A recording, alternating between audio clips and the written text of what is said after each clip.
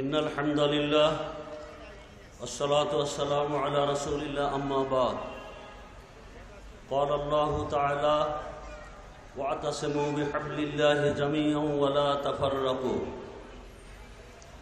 إن الله يحب الذين يقاتلون في سبيله صفا كأنهم بنيان مرصوص الحمد لله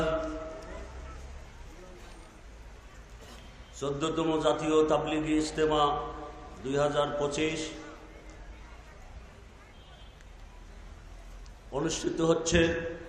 আজকে দ্বিতীয় দিন এই তাবলিগি ইজতেমার সম্মানিত সভাপতি যিনি মূল দায়িত্ব পালন করছেন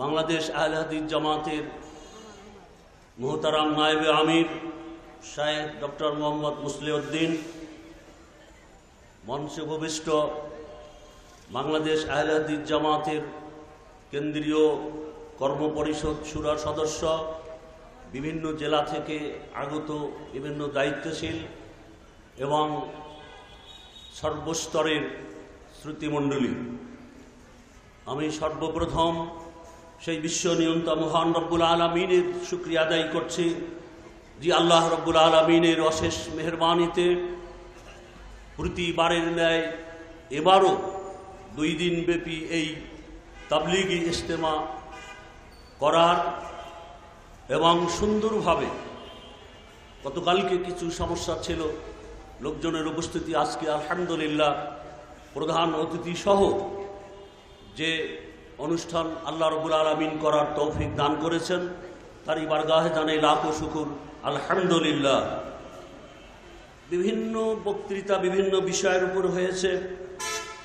বিশেষ করে আমাদের প্রধান অতিথি আমাদেরকে অনেকখানি আগিয়ে দিয়েছেন। আমরা আশা করি বিষয়গুলো আমরা স্মরণে রাখব। গতকাল আমাদের নায়েবে আমির উনি দীর্ঘ সময় আলোচনা করেছেন, দীর্ঘ সময় বলা যায়, এবং কিয়ামতের ময়দান পর্যন্ত আপনাদেরকে বিভিন্নভাবে আমাদেরকে নিয়ে গিয়েছিলেন। তো আল্লাহ রাব্বুল আলামিনের অশেষ মেহরবানি, আজকে আমাদের প্রায় শেষ পর্যায়ে এসে গেছে। আমার পরে আর 2 জন আলোচক আছেন।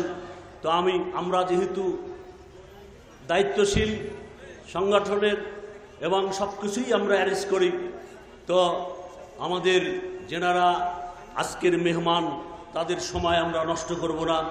খুব অল্প সময়ের মধ্যে আমি আমার আলোচনা শেষ করার চেষ্টা করব ইনশাআল্লাহ।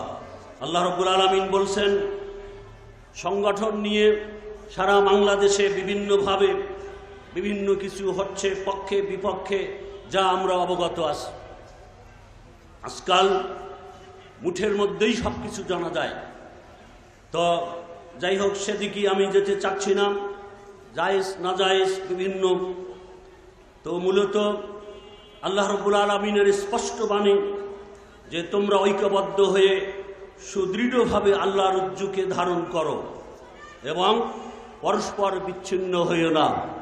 আজকেও কয়েকজন বক্তা এই আয়াত তেলাওয়াত করেছেন এবং তার ব্যাখ্যা বিশ্লেষণ করেছেন, কিন্তু আমরা আমল করতে ব্যর্থ।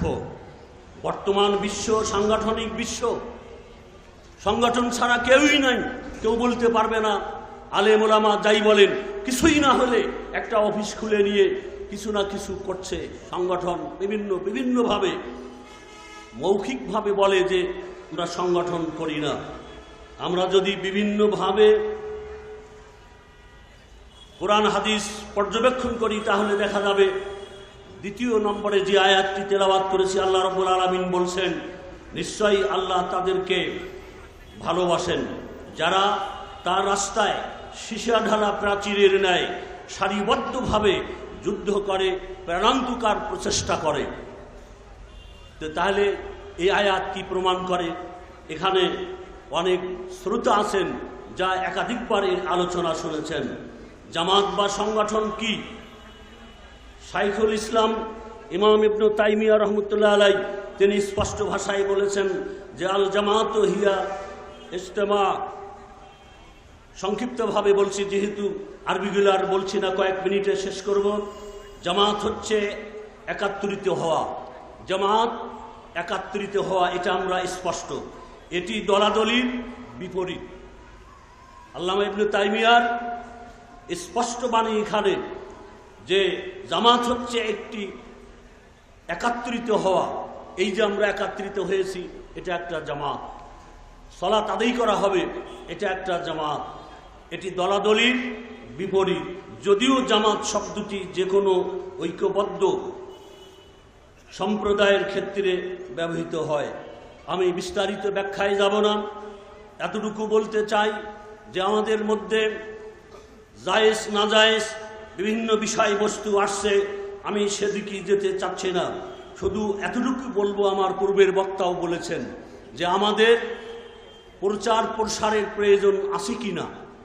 আমাদের ব্যক্তিগত জীবনে, পারিবারিকভাবে, সামাজিকভাবে, রাষ্ট্রীয়ভাবে, আন্তর্জাতিকভাবে জীবনের প্রত্যেকটি দিক ও বিভাগে প্রচারের প্রয়োজন আছে কিনা। যদি প্রচারের প্রয়োজন হয় তাহলে একাকীভাবে সম্ভব না, কোনোদিনই সম্ভব না। অবশ্যই জামাতবদ্ধভাবে, সাংগঠনিকভাবে এটা করতে হবে। কোরআনের আয়াত যতগুলো এখানে আপনারা শুনলেন, ওয়ালতাকুম মিনকুম উম্মাতুন ইয়াদউনা ইলাল খায়র ইয়ামুরুনা বিল মারুফ ওয়া ইয়ানহাউনা আনিল মুনকার, এই আয়াতগুলো কি প্রমাণ করে? তোমাদের মধ্যে একটি দল হওয়া, একটি জাতি হওয়া প্রয়োজন, যারা কি করবে? মানুষকে সৎ কাজের আদেশ দিবে, অন্যায় থেকে বিরত রাখবে। এখানেও দল, এখানেও গ্রুপ, এখানেও কিন্তু জামাতের কথা আসছে। আল্লাহ রাব্বুল আলামিন আরো পরিষ্কার ভাষায় বলছেন, কুনতুম খায়রা উম্মাহ উখরিজাত লিন-নাস, তোমরা উত্তম জাতি, উত্তম দল, উত্তম সম্প্রদায়, উখরিজাত লিন-নাস, মানুষের কল্যাণের জন্য তোমাদের আবির্ভাব। এই আয়াতগুলো কি প্রমাণ করে? তাহলে এখন যদি আমরা মনে করি যে সংগঠন একাকী হবে, কোনোদিনই একাকী হবে না। এই অসংখ্য আয়াতগুলো প্রমাণ করে যে সত্যিকার অর্থে আপনার প্রয়োজন আছে। যদি আপনি প্রচার করতে চান, বাংলার জমিনে শিরক বিদআত যা চলছে অনেকখানি আগে গেছে। আমাদের যে কেউ কোনো এই বিষয়ে বলতে গেলে, তাহার শিরক বিদআতের বিষয়ে বলতে গেলে যখন থ্রো করে, সাথে সাথে তার প্রত্যুত্তর এসে যায়। যদি সংগঠন না থাকে তাহলে কিন্তু এটা সম্ভব হতো না। এজন্য প্রয়োজন আছে। আল্লাহ রাব্বুল আলামিনের স্পষ্ট বাণী, রাসূলুল্লাহ সাল্লাল্লাহু আলাইহি ওয়াসাল্লাম তিনি দায়ী ছিলেন, তিনি প্রচার করেছেন। যে আয়াতের বক্তব্য আমাদের ছাত্র সমাজের সভাপতির কাছ থেকে শুনলেন, ইয়া আইয়ুহার রাসূল বাল্লিগ মা উনজিলা ইলাইকা মির রাব্বিক ওয়া ইল্লাম তাফআল ফামা বাল্লাগতা রিসালাতাহু। হে রাসূল, বাল্লিগ, আপনি প্রচার করুন। কি? মা উনজিলা ইলাইকা মির রাব্বিক, তোমার প্রতিপালকের পক্ষ থেকে যা অবতীর্ণ করা হয়েছে, যা নাজিল করা হয়েছে, সেই বিষয়কে প্রচার করুন। আল্লাহ রাব্বুল আলামিনের বাণী রাসূলকে বলা হলো। তাহলে প্রচারের ক্ষেত্রে রাসূলকে কিন্তু ছাড় দেওয়া হয় নাই, সরাসরি নির্দেশ দেওয়া হচ্ছে, বাল্লিগ, প্রচার করুন। মা উনজিলা ইলাইকা মির রাব্বিক, আপনার প্রতিপালকের পক্ষ থেকে যা অবতীর্ণ করা হয়েছে। ওয়া ইল্লাম তাফআল, যদি এটা করা সম্ভব না হয়, ফামা বাল্লাগতা রিসালাতাহু, তাহলে আপনার দায়িত্ব পালন করা হলো না। তাহলে রাসূলকে আল্লাহ রাব্বুল আলামিন কিন্তু এখানে ছাড় দেননি। আমরা অবগত আছি, যদি আমরা দাওয়াতি কাজ সাংগঠনিকভাবে না করি, একাকী করতে চাই, সম্ভব হবে না, সমস্যা আসবে। এই আয়াতই প্রমাণ করে। আল্লাহ রাব্বুল আলামিন বলছেন, আল্লাহু ইয়াসিমুকা মিনান নাস, এই কাজগুলো করতে গেলে সমস্যা আসবে। পরিবারের পক্ষ থেকে আসবে, সমাজের পক্ষ থেকে আসবে, তারপরে রাষ্ট্রের পক্ষ থেকে আসবে, আন্তর্জাতিকভাবে আসতে পারে। আপনার চলতে ফিরতে জীবনের বিভিন্ন দিক ও বিভাগে সমস্যা আসতে পারে বা আসবে। এই জন্য আল্লাহ রাব্বুল আলামিন রাসূলকে বললেন যে মানুষের পক্ষ থেকে যে সমস্যাগুলো আসবে, আল্লাহ রাব্বুল আলামিন আপনাকে রক্ষা করবেন। তাহলে এটা আল্লাহরই বাণী, সমস্যা আসতে পারে। আল্লাহ রাব্বুল আলামিন আরো বলছেন, উদউ ইলা রাব্বিকা ওয়ালা তাকুনান্না মিনাল মুশরিকিন। দাওয়াতি কাজ করতে গেলে তাহলে নির্ভেজাল হতে হবে।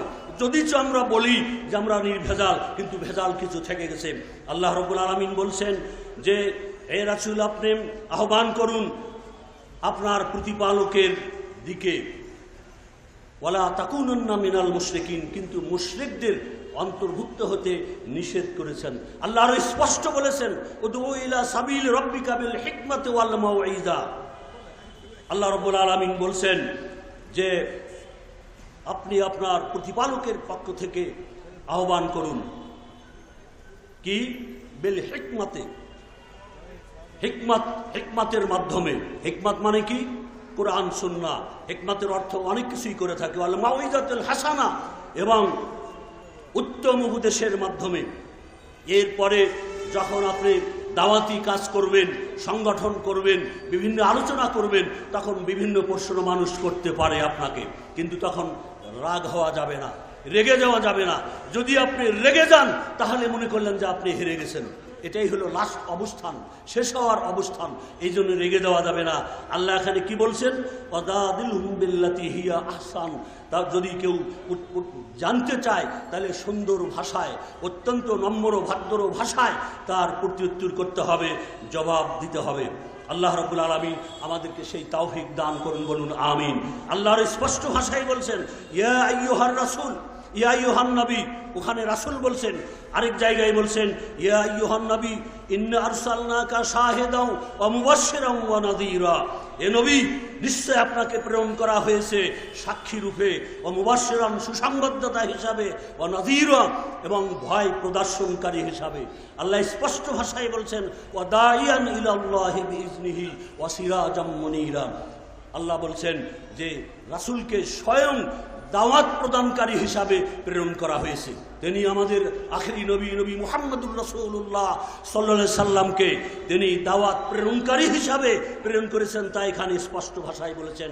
উজ্জ্বল নক্ষত্র হিসাবে প্রেরণ করেছেন, তা এখানে স্পষ্ট করেছেন। তাহলে আমরা এই কাজটা যদি একাকী করতে যাই সমস্যা আসবে। যখন আমরা সমষ্টিগতভাবে আমরা যাব, এই কাজটি করতে খুব সহজ হবে। এই জন্যই সংগঠনের প্রয়োজন আছে। আপনি যেভাবেই চলেন, যে অবস্থায় চলেন, যখন ঐক্যবদ্ধ থাকবেন তখন অন্যরা কেউ সাহস পাবে না। আমার কাছে কিছু নোট ছিল এই ব্যাপারে, আমাকে দিয়েছেন। বর্তমান প্রেক্ষাপটে ইসলামী সংগঠনের প্রয়োজনীয়তা, গুরুত্ব কিছু বললাম, প্রয়োজনীয়তা বলতে গেলে অনেকখানি আসবে। তবে মনে হয় 12 সালে একটা লেখা আছে এই ব্যাপারে আমার স্মরণিকায়, বর্তমান প্রেক্ষাপটে ইসলামী সংগঠনের প্রয়োজনীয়তা। এখানে এই সব বিষয়গুলো দেওয়া আছে। আমি আপনাদেরকে বলবো যে আসুন, দলাদলি ভুলে গিয়ে নিজেকে বাঁচার জন্য, নিজের ছেলে মেয়ে আত্মীয় স্বজনকে বাঁচানোর জন্য প্রচেষ্টা আমাদের করতে হবে, দাওয়াতি কাজ করতে হবে, সাংগঠনিক অবস্থানে আমাদেরকে থাকতে হবে। আল্লাহ রাব্বুল আলামিন স্পষ্ট ভাষায় তিনি বলছেন ইয়া আইয়ুহাল্লাযীনা আমানু কু আনফুসাকুম ওয়া আহলিকুম নারা। হে ঈমানদারগণ, তোমরা নিজেরা বাঁচো এবং তোমাদের আওলাদকে জাহান্নাম থেকে বাঁচাও। এটা স্পষ্ট। আপনি যদি সংগঠন না করেন, সংগঠন করলে নিজে যেমন দৌড়াবেন, তখন আপনার ছেলে, আপনার মেয়ে, আপনার পরিবার বুঝবে।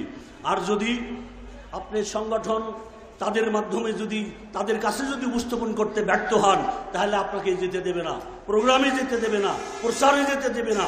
এই যে তারা দায়ী আছেন এখানে, দিনের পর দিন, দিনের বেলায় অন্য কাজ, রাত্রির বেলায় আবার জালসা, প্রোগ্রাম, সম্মেলন, সেমিনার, বিভিন্ন কিছুতে আছে। এই জন্য নিজেকেও দায়ী বানাতে হবে। এবং আপনার বাড়িতে যে ছেলে আছে, এই যে ছাত্র সমাজ, এরপরে মহিলা সংস্থা আছে, সব বিষয়েই সংগঠনের আমাদের অবস্থান আছে। কাজেই যদি আমরা এককভাবে চেষ্টা করি তাহলে সম্ভব হবে না। আমি শেষ করতে চাই, আমাদের মধ্যে অনেক কিছু সমস্যা থাকলেও আল্লাহর কর্ম ফজলে আজকে আমাদের প্রধান অতিথি এসে আমাদেরকে অনেকখানি আগিয়ে দিয়েছেন, এবং কিছুটা আমরা পিছিয়ে আছি। তা হলো, আমার কানে কানে বারবার বলা হচ্ছে যে আমরা মাঠের কালেকশনটাই পর্যন্ত হয় নাই। প্রতিবারই করি, গতবারও করেছি এবং প্রতিবারই হয়। তো ইনশাল্লাহ আপনাদের পকেটে 10 টাকা 5 টাকা যা আছে দেওয়ার চেষ্টা করবেন। আমাদের পিছপা হওয়ার কোনো কারণ নাই। আমরা অনেকখানি পিছিয়ে ছিলাম। পাশেই এই সামান্য 2-3 মাস আগে যে পরিবর্তন হয়েছে, তো এই পরিবর্তন যদি আমাদের চরিত্র না হয়, সাংগঠনিকভাবে যদি আমরা জোরদার হতে না পারি, তাহলে এই অবস্থান অন্যরা কেড়ে নেবে, আমরা পিছিয়ে পড়ে যাব। এই জন্য সব কিছু পিছনে ফেলে আমরা এগিয়ে যাই ইনশাআল্লাহ। সাংগঠনিকভাবে আমরা এগিয়ে যাই, চেষ্টা করি। আমি বলবো ইনশাল্লাহ আপনাদের সামনে, যেহেতু এখানে আজকে বাংলাদেশ আমাদের আহলে হাদিস জামাত ও আহলে হাদিস ছাত্র সমাজ, তো আমাদের মধ্যে আরও একটা প্ল্যাটফর্মের প্রয়োজন, যে কথা আমাদের অনেকেই বলে গেছেন, কিছু শেয়ার ইঙ্গিত দিয়ে গেছেন। তো আমাদের পরবর্তী বক্তা যারা আছেন, আমি তাদেরকে অনুরোধ করব যে আমরা সব কিছু এগিয়ে দিলাম, তৈরি করলাম, এখন যদি আমরা সেখানে না থাকতে পারি তাহলে কি অবস্থা হবে। কেউ কেউ বলেছেন যে আল্লাহি করে বলেছেন, যদি আমরা এভাবেই চলি, আমরা যদি ওই প্ল্যাটফর্ম যদি তৈরি না করি তাহলে পরবর্তীতে আমাদের অনেক সমস্যা আসবেই। তাই সমস্ত কিছুকে ভুলে গিয়ে আমরা এগিয়ে চলি। ভয় এক সময় ছিল, এখন আর কোনো ভয় নেই। নির্বিঘ্নে বক্তারা কথা বলতে পারছেন, নির্বিঘ্নে কোরআন হাদিসের তর্জমা করতে পারছেন, কাজেই ভয়ের কোনো কারণ নাই। আমাদের রুমাল যাচ্ছে, চাদর যাচ্ছে, আপনারা 10 টাকা, 5 টাকা, 100 টাকা যে যা পারেন ইনশাল্লাহ দিবেন, পকেট খালি করবেন, আল্লাহ রাব্বুল আলামিন যাজায়ে খায়ের দান করবেন। জান্নাত পাওয়ার এটা বিরাট একটা উপায়, এর চেয়ে সহজে বেশি নেকি অর্জন করার আর কোনো উপায় নাই। তাই আমি একেবারে শেষ করতে যাচ্ছি যে আসুন আমরা যে আলোচনা 2 দিন ব্যাপী শুনলাম বা প্রতিবার আমরা শুনি, এটা বাড়ি পর্যন্ত নিয়ে যাওয়ার চেষ্টা করব। এবং যে ভয় আমাদের ভেঙে গিয়েছে, বিশেষ করে আমাদের এই যে ছাত্র সমাজ বা বিভিন্নভাবে আমাদের ছাত্ররাও ময়দানে কাজ করেছে। আমাকে একজন দেখালেন যে পায়ে তার অসংখ্য অস্ত্রের দাগ আছে, সে ময়দানে সে সময় কাজ করেছে। এখন আমরা সেই ময়দানের দিকে কিছু অগ্রসর হতে চাই, এর ফলাফল কিছু ভোগ করতে চাই। ভয়ের কিছু নাই, আপনি মাঠে নামেন, ইনশাল্লাহ সব কিছু হয়ে যাবে। এজন্য আমি সর্বশেষ আপনাদেরকে একটি অভয় বাণী দিয়ে বিদায় নিতে চাচ্ছি। নাহি ভয়, নাহি ভয়, ওরে মুসলিম মুজাহিদ, তুমি মৃত্যুঞ্জয়। শুধু নমরুদ, আদ ও সামুদ তাবা হলো বারবার, নীল দরিয়ায় ফেরাউন বলো মুসা হয়ে গেল পার। আন্দাউসের প্রান্তর পথে মৌসুমি ফুলবাগ, ফুল নয় বুঝি লাল হয়ে আসে শহীদ লহুর দাগ। আঘাত এনেছে কত চেঙ্গিস হালাকু মারা রাজা, ইংরেজ হাতে রঞ্জিত হলো দিল্লির কুটঘাট। কুসুদের নামে সারা ইউরোপ আঘাত এনেছে কত, তবু তো তোমার হেলালে নিশান হয় নাই অবনত। ওরে মুসলিম, ইসলামী সে দ্বারা দেখি একবার ফিরে নিয়ে আয় হায়দারি বাহক খালেদের তলোয়ার। মনে নাই কি গো আল্লাহ যেদিন পাঠালো বিজয় তব, দিনী মিল্লাতে দাখিল হইল আফওয়াজ নব নব। শুধু উঠে দাঁড়া আল্লাহর নামে সারা দিয়ে একবার, এক হাতে নিয়ে কালামুল্লাহ আর এক হাতে তলোয়ার। মুখেতে কালেমা, অন্তরতলে আব্দুল মোয়াহাদ, পদতলে যত পর্বতগিরি হয়ে যাক ধলিস্বাদ। কিসের ভাবনা ভাই, দুনিয়ার বুকে মুছে যাবে বলে ইসলাম আসে নাই। কত নমরুদ, ফেরাউন, সাদ্দাত, কারুন এসিয়েছে মোর চলা পথে, হইয়া বাধা দারুন। পুরি নাই আমি নমরুদি হুজাসনে, বিকইনি আমি বিপুল কারণী ধনে। সাদ্দাদের সেই ফাকুর বেহেস হয়ে গেছে সারখার, নির্ভীক সুরে পড়িয়েছে পাইজার। আমি আজ উচ্চ শির নির্ভীক সুরে গাইতেছি লিল্লাহে তাকবীর, লিল্লাহে তাকবীর।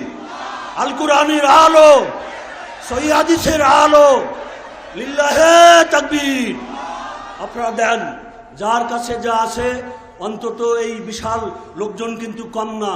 যদি 10টা করে টাকা দেন তাহলে আমার মনে হয় বেশ কয়েক হাজার টাকা হবে ইনশাআল্লাহ। আমরা অনেকখানি পিছপা হয়ে আছি, আমাদের ফান্ড নাই, আমাদের টাকা নাই। আমরা যখন স্মরণিকা করতে যাই সমস্যা, সব বিষয়ই এই জন্য আপনাদেরকে এগিয়ে আসতে হবে, আল্লাহর পথে ব্যয় করতে হবে। এটা যদি না হয় তাহলে সম্ভব হবে না। এই যে বিশাল ব্যয়ের একটা অবস্থান, প্রতি বছর কিছু না কিছু আমাদের ঘাটতি থেকে যায়। আমি আশা করব যে যদি কেউ সরাসরি দিতে চান 10,000, 5,000, যদি এরকম থাকে 2,000, 3,000, ইনশাআল্লাহ পরবর্তী বক্তাগণের আলোচনা শুনবেন। তো আমরা এই পর্ব এখানে শেষ করে দেব। যদি কেউ থাকেন এখানে 5,000, 10,000, 20,000 দেওয়ার মতো, অবশ্যই দিয়েছেন। আমি দেখেছি আল্লাহর মেহরবানিতে অন্য অন্য বারের তুলনায় এবার অনেকখানি আগিয়ে গেছে, কেননা অনেকেই এবার এগিয়ে এসেছে। আমাদের বিভিন্ন জেলা থেকেও অন্য অন্য বারের তুলনায় অনেক দিয়েছেন। তারপরেও আপনারা গাড়ি ভাড়া করে নিজের খেয়ে অন্য অন্য ইজতেমাগুলোতে নিজেদের পক্ষ থেকে মানে ইজতেমার পক্ষ থেকে ব্যবস্থা থাকে, খাবার ব্যবস্থা থাকে, আপ্যায়নের ব্যবস্থা থাকে। আমাদের এখানে গাড়ি ভাড়া দিয়ে এসে আবার 3 বেলা নিজেরা খেয়ে তারপরে অনেকেই দেন। এই যে বেশ একটা অর্থ এখানে আসে, তারপরও এটাই আপনার থাকবে ইনশাআল্লাহ। পরকালে এটাই কাজে লাগবে, কবরে গেলে এটাই কাজে লাগবে। এই সম্পদ, এই মাল, এই টাকাই আপনার জন্য সুপারিশ করবে।